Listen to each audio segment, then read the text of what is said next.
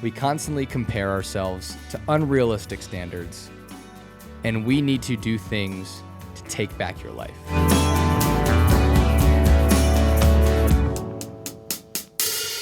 Welcome back to the Social Media Sobriety Podcast. I'm your host, Tyler Bermundo, and today I want to start out the episode a little differently, and I want to talk to you guys straight from the heart. So one of the biggest things that I have really struggled with on this podcast is how to actually market it. When I go through strategies and I look up things online, it becomes this really rage baity, very clickable thumbnail kind of SEO. And I don't love that because as much as I preach everything on social media, I am using a lot of the things that I don't necessarily agree with to get your attention. And on one hand, I really do believe this podcast is promoting good. And I really want this to be something where we can actually take back our lives and use this beast of a social media platform correctly. However, the way to do it, there could be a different way, because as much as I want to get your attention and do things that will work for the algorithm, I want this podcast to be real and not about all the stupid crap that goes out there on the internet and on social media. And it really just connects to a bigger issue, which is all about how we have to compete for attention and how we look at things online and how we falsely compare everything. That's what this episode's about. So with social media, and we have brushed on this on many episodes, but I haven't had a full conversation about it. Comparing ourselves to others and really going off of a societal standard as opposed to living your own life. And that's really what I kind of faltered into with this podcast. Is I tried to find the standard for a podcast host, for a social media content creator. And by doing that, I fell into the traps of being rage baity and all that stuff. And I knew it, and I really wanted the message to be out there. But at the same time, why don't we change that narrative instead? Instead of using the tools, why don't we change the narrative? So you might see a little bit of a different format for my videos, the shorts and stuff. I'm going to try to keep it more real, and maybe, just maybe, the algorithm will push that. However, there is a lot of pressure that's out there for anyone, content creator or not, doesn't matter your age. When you are constantly seeing people online, seeking validation, and giving yourself a false comparison. And this goes into every facet of life. I'm a big sports guy, as you know, and when you look at some baseball or golf creators, or you even see some of your friends as athletes promoting all their highlight reels, it's tough because you are just seeing a snapshot of their life. This goes into relationships. This goes into your job. LinkedIn is another way that happens, even though it's a very, I think, great platform to help expand your network. When you're posting, every person who posts thinks that, oh, I want to show my best self. And that's not true at all. That is not real life. Real life, everyone goes through struggle. Everyone goes through hardship. And ironically enough, when you go back to the Hawk-Teeny episode, right, there's no middle ground here. People are posting the best parts of their life and then showing off the worst. But where's the middle? Where's your typical 90% day-to-day life of you going to a job, seeing some friends on occasion, and going home? Not the days where you go out to sporting events or concerts. Not the days where you're giving a big speaking promotion. What about just you and who you are naturally? And social media gets rid of that. It makes everything so extreme, and it really takes you away from living in the moment. And when I deleted social media, I really felt like I started living in the moment. And before that, like, here's something that really affected me. I compared myself to other people and was so worried about being the best person for me that I ended up having so much anxiety in high school. And this was in sports and not. I mean, I remember there were days that I was worried about what I wore to school because people would judge me, the whole spotlight effect thing. And we had a dress code. I had probably 10 shirts to choose from, and we were all in gold or navy pants. Yet I was so nervous about the style I had. I remember one kid told me I was wearing my shoes wrong and they were too tight. Like every comment I had made me overthink what I could be. And I had to be what society told me or what these high school kids told me I should be. Same thing when I got to junior college playing baseball, I was so worried not only about my performance off the field, but when I had an established veteran who I was throwing batting practice to, I was worried about how I would throw to them. And it's something where, the whole yips thing, that was a whole nother episode, but it came through because I was constantly trying to compare and put pressure on myself. And I think that's where social media comes in, because everything is such a comparison and it shouldn't be. And really, when I did delete social media, I learned who I was.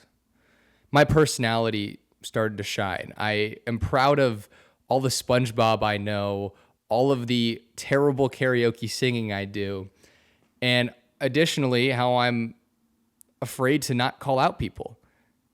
Before, I would just be nervous to say anything. Now I would love to stand up for what's right and doing it while having a smile on my face and treating people with respect. And again, this is not going to deter you from using social media 100%. I think there are still many benefits of using social media, like expanding to your network or getting a message and making a difference. 100% great for social media.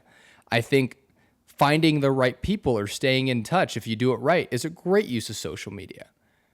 But for the bulk of us, how we are constantly getting anxiety and depression because we aren't living up to the standard of life that other people have for us, or the standard that you see for example, a 22-year-old male having online, it's all fake.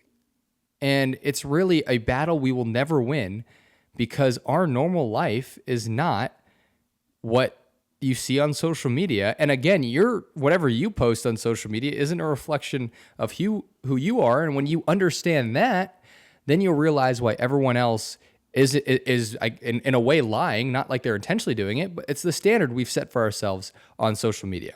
And then it also goes into just so many other things. I will probably have episodes directing this specifically. I think fitness and body image is a huge one. A huge one.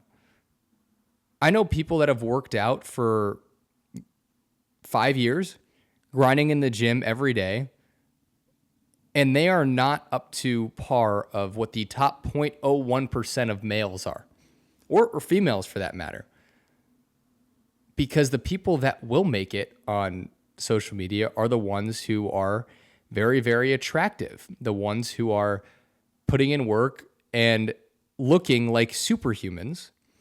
And that's not what you see in the gym. I mean, if you open your eyes, go to the gym, you'll see a wide variety of people in the gym putting in work. People who are just starting out, people that aren't as strong, people that are grinding as hard as they can, finding time out of their day when they have a bunch of responsibilities to go to the gym. But when you follow these fitness influencers, you're just seeing some person who is on a perfect diet, someone who has all the time in the world to work on their body, and someone who has way more knowledge than you probably do. And again, it's a battle you won't win. And I think even another point is, and I'm not accusing anyone of this, but you could use performance-enhancing drugs or something along that sense, and then you could have a person who is doing everything they can and not on steroids, and yet they'll still never be up to par with that influencer. I think that's the same across any athletic field. Golf is another one. I see all the good guys. I mean, right? There was the famous clip of them hitting 3 beautiful shots onto a green. Shadow Glen Golf Course, which is not that far from where I am right now. It was a par 4, like 300 yards. First guy puts it on the green. Second guy hits the flag. Third guy makes a hole-in-one on a par 4. People will remember that. Yet if you go into that video, you will also see some terrible shots from them. But it was the highlights that came out. And in golf and in life and anything, there's so much more real life moments that aren't the highlights. And that's really the premise and everything. And there's also a way to use it for motivation. We've had an episode on that before. where you have advice that's given to you on social media that's all about staying within yourself and being the best you can be. And I really do believe social media takes you away from that, because it's not the best you can be. It's trying to be like someone else. And when you have that mindset change, believe me, your world will start lighting up. You will do things that are best for you. And this is a coaching thing for me when I coach baseball and a lot of things like that. The biggest thing I've learned in any sport, general advice can help, but there is so much more advice out there that's personable to you. When you look at any athlete amongst any sport, there are obviously common characteristics in their jump shot, for example, in their batting or golf swing, for example, but they all have their own unique flair to it. They all do things that work best for their body. And although it is a sports analogy, it also goes into your routines in life, how you sleep, how you're productive. And with social media, I guess prior to that, that wasn't as much a thing. Obviously, you can go on the internet, look up certain routines that may work for you. But when you're seeing these creators go on and have certain routines that make them look superhuman, you think that has to work for you, and it doesn't. I'm personally a guy who does bet. I feel more energy when I wake up at 6 a.m. versus 9 a.m. But I'm not insane. I'm not going to give you a day in the life of me and then say I wake up at 4 a.m., go to bed at 11 p.m. and say I'm just fine. I will go to bed, and I really honestly, I even tell people that I go to bed at 11:15, and there are some days where it's later than that. And then I try to get up at around 7:15, sometimes a little later, because we're all human. And that is what works for me. The way I do things, the way I organize my stuff, that's what works for me. And you got to find out what works for you. Go take that into social media use. Find app limits that work for you. Maybe you don't want app limits. Maybe you're someone who needs a subconscious thing like OneSec to where it forces you to stop scrolling subconsciously, or maybe you move an app somewhere so when you're subconsciously trying to go to that app, you click on a different app, right? If you move your Instagram to a different folder and all of a sudden now when you're subconsciously about to go on Instagram, you click on YouTube Music, okay. It's all about what works for you. And social media isn't individualized. Social media is based off trends and general advice, but it's not for you. And that's ironic as that is, the algorithm is based off of what you like and your preferences and why we all have different algorithms, yet the algorithm isn't showing you what's best for you. It's showing you what's going to keep you on the longest. And I really wish there was a platform out there that could do things that's best for you and not best for engagement in the company. And that goes back to the whole point at the beginning of this, right? My podcast, I do think this could be what's best for you, but it may not be. Maybe the words I'm saying are going through one ear out the other. Maybe there are different ways to convey this message, but by me trying to go into the same tactics and strategies other creators use, that shouldn't be me. And I kind of fell trapped into that. I need to stay in my lane, and if I want to promote great social media use, why don't we start by making better creators, ones that really want to help people? And that's really what I want to say on that topic. And then the other part too is just modern life and why we are so mentally exhausted from things. I think burnout in school is a great example of this, but I'm sure anyone who's older listening with a full-time job, and then this also goes into that comparison, but you go to class, you work 6 hours a day on schoolwork and classes, or you have a job 9 to 5, all that stuff. When you do compare that, when you do have your free time and scroll, you're going to always think that you could do more. And depending on how you take that message, that could be a very positive thing or a very negative thing. If you see someone on social media that does have a 9 to 5, but also is finding ways to get in the gym, better their health, or find awesome dates to go on with their significant other. That's great. But then if you take it as, oh, they have everything I want and I can't get there, that's a whole nother point. But real life, we just don't, we take the little things for granted nowadays. We really do. Here's a little personal story for me, right? I am heading back home in a couple weeks. You will see a completely different podcast studio when I go back home because I have absolutely loved college here. And I loved all the friends I had, and I have still. But there are so many things I wish I could have done in the 3 years I was at the University of Kansas. And there's so many people that I want to be close with and want to spend time with. But now that it's gone or will be gone, it's tough. I'm not going to see the same people that I did every day. I took it for granted sometimes where some days I wanted to stay in my room. And I'm not saying that's a bad thing, but I do things like play video games or maybe even overwork my golf game and not see as many people. Now that it's not there, it's tough. And then when you're going back to your reality, like back home or wherever you're from, there's things you'll miss. And then when you miss those things, you're going to try to fill it with a void. And that void is typically things like doom scrolling and stuff like that. Now let's get to our final points in this episode. And this was my original plan for the episode, but I wanted to craft it a little bit more, kind of brush over a couple subtopics and then really dive into this one. I have told people the message of this podcast is to promote healthy social media use. Yet I haven't had an episode on that. I haven't had a single episode that directly has that effect. There's obviously tips and tricks in there. Every episode I try to promote that theme. However, not much is practical advice. There's a couple shorts out there. And the whole thing about this podcast, and I think it's important, is taking back your life and living intentionally. And I'm going to tell you some ways that I was able to do that, and maybe those ways will work for you, maybe not. Deleting social media for me was a way for me to build my own standards. Brushed on it before. Build my own standards, live the life that I want by not comparing my life to others. You can still have social media and do that, but potentially really take a look at who you follow.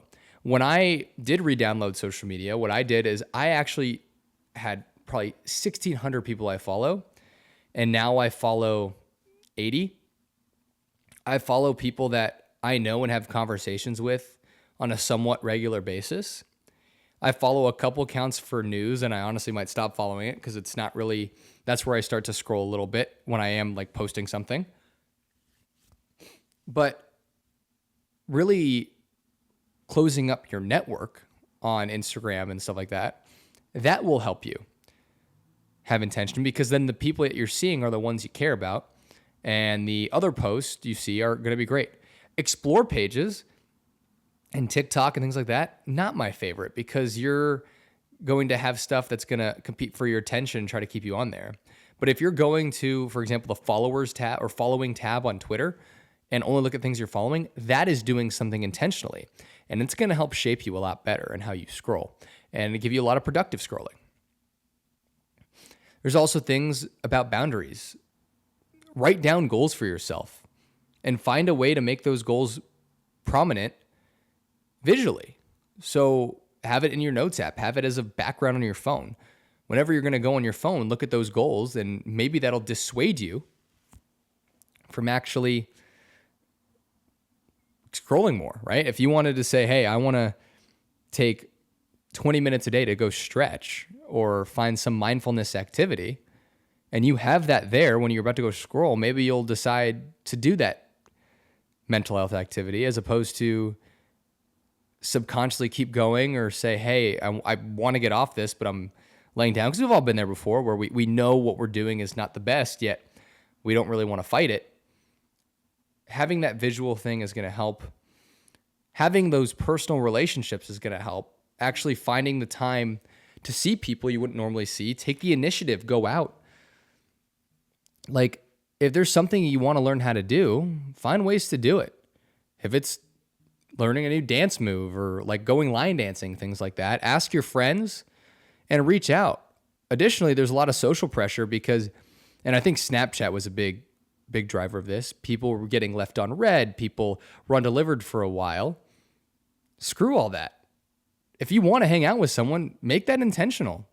Say, hey, let's do this. Make the first move. Reach out. That's not even like a dating thing, more of just a friendship thing, because society tells you, oh, if somebody's being undelivered, it means they're maybe ignoring you.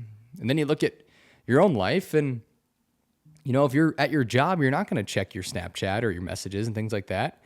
And on one hand, it seems like you're getting perceived as ignoring someone, but on the other hand, you're just living your life. And I would love for people to now do what they love and be a lot happier that way. And limiting the content you bring in and really the big summary of this episode is do things with intention. Have a reason for every single thing you do. My coaching philosophy and what I tell every player is I would love for you to ask me why whenever you can. If I run my own team next year, I'm going to ask my players that if you can say, why do you think that, coach, or why do you say this? And I can't tell them, I will go run a lap. Like, if I'm going to be teaching you something, I got to truly believe in it. And I need to be able to explain why that is and take that into your own life. Why are you doing this thing that you're doing right now? Is it going to help you? Is it going to hurt you? Is it neutral? And there's fine to do neutral things. But when you start evaluating your life like that, I think it'll help you a ton. So again, to sum it all up, we constantly compare ourselves to unrealistic standards, and we need to do things with intention to help us. Take away all of the noise that social media gives you and find ways to take back your life. Thank you for joining me on Social Media Sobriety, and tune in next week for more content.